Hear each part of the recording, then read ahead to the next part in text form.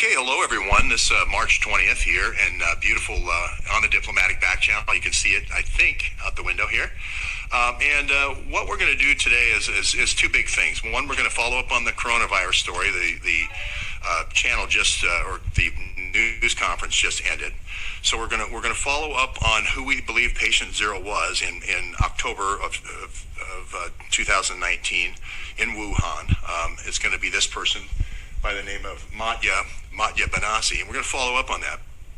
But we're also going to show you how to add value in comments.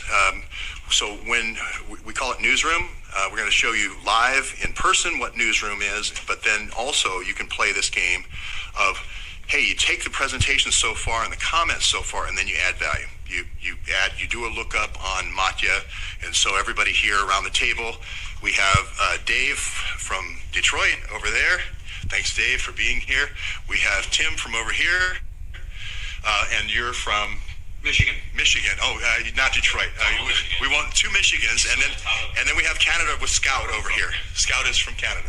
So this is just exemplary. This is just an example to show how one group, and the idea is even with just a very few people, 6-7 people, by the time you get to the end of the first round, you have more information than experts actually have. And this is, you see this every day with Wikipedia. With, it starts out with the beagle is a dog, and then you end up with, the American Kennel Club version and the Westminster Kennel Club and all that sort of thing. So here's what we're going to just go over briefly the facts. Again, you can watch my video yesterday if you don't remember. But the facts here are Matya Banasi is an armed diplomatic security officer. We're going to have a presentation right over here, and we'll show you her information. Go ahead. She's also a biker for the U.S. Armed Forces, which you can see right off her LinkedIn.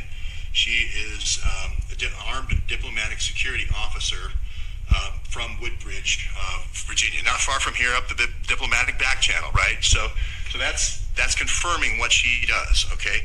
Now, she's not just any armed diplomatic security officer.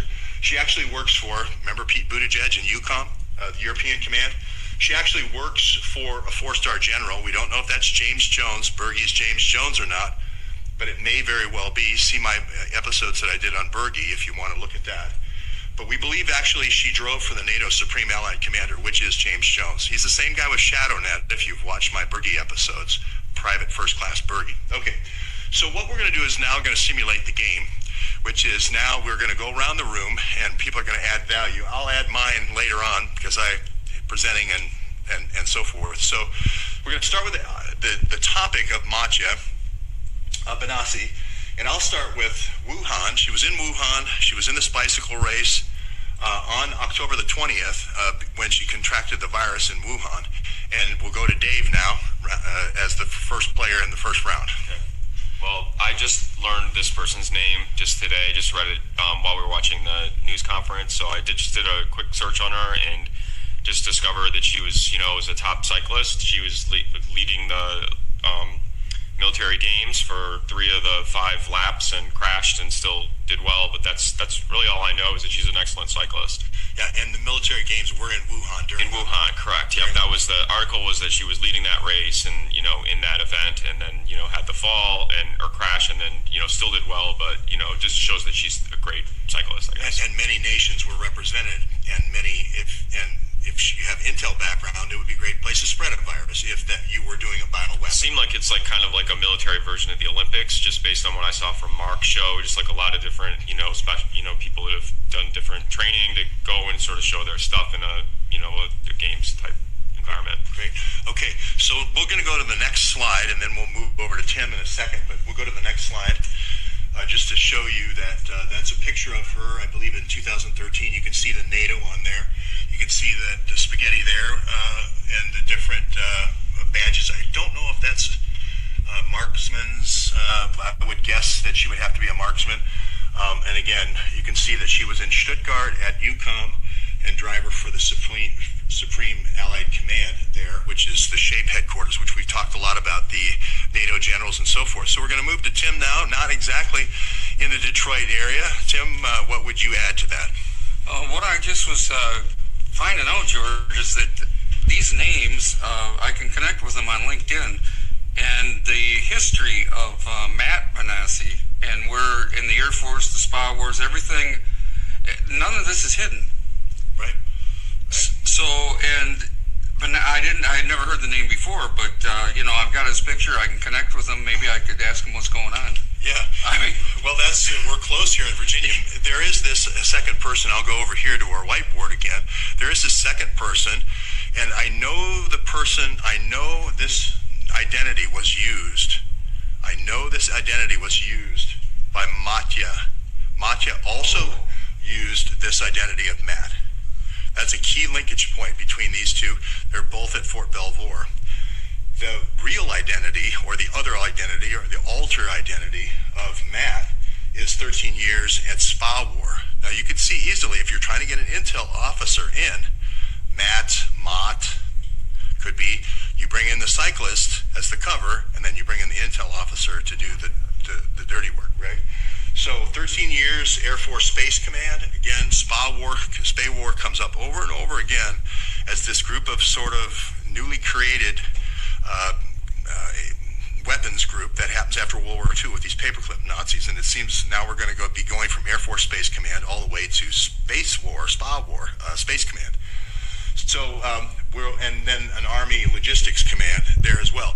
Now I'll add in another little piece here, which is Benny Benassi. This story has a lot of Benassi, and this story has a lot of Dutch. She's Dutch. She grows up in a Dutch neighborhood in high school, but he's also Dutch, and he's the first coronavirus victim in Holland. So that's quite a coincidence, if you ask me. So are these Benassis deceased? No, they're quite alive. They all survived. Yeah. He's alive. The event that she cycled in was in the fall last year, I think. Yeah, it was in 2019 October. October 20th, 2019. Yes, they're all still alive. Yes, she's alive. No fatalities here. So finally, we're going to go to Scout here, and from Canada, NATO is being represented. Five Eyes is being represented here from Canada. Don't worry about Canada. So. Well, I would say three victims or people who've contracted the virus with the same last name. That's just improbable. So is this an intelligence code name? And I guess my comment would be, are there not enough Americans to work in the intelligence forces? You've got Fiona Hill at the State Department and a bunch of Dutch people who all have the same last name, who all contracted the virus. Yeah. So, and this is going to go back, again, Mark Kulak reported on this not too long ago. Thank you very much, Scout. Mark Kulak reported on this connection of using diplomatic couriers. Again, we're going to talk about diplomatic immunity, no searches, right, for moving these different biological samples to 29 different places that's doing weapons development. And the weapons development was known as a CBEP. That was a cooperative biological enhancement program, which is a weapons development program, right? So that's the key thing to note here is these CBEPs. This one comes from Tbilisi. This one comes from Tbilisi, Georgia. We can trace the travel of Matya to Tbilisi, Georgia. Now that's important because that means there was couriering going on. Now I'm not saying she knows about it. She may be the cover, she may be the driver, but then Mott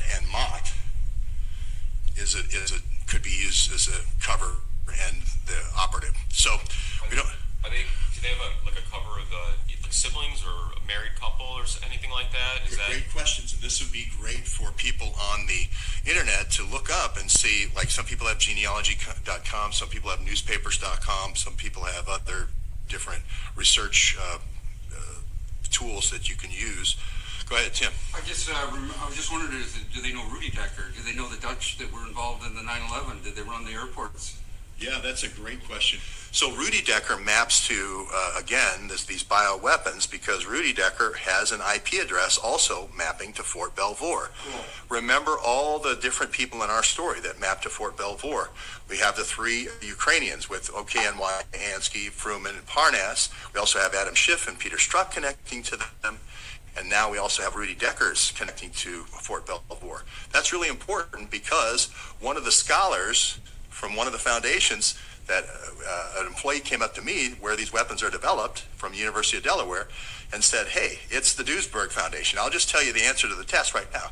We don't know. That's just somebody who came up from the foundation and said, hey, it's the Duisburg Foundation. I'm going to tell you the answer.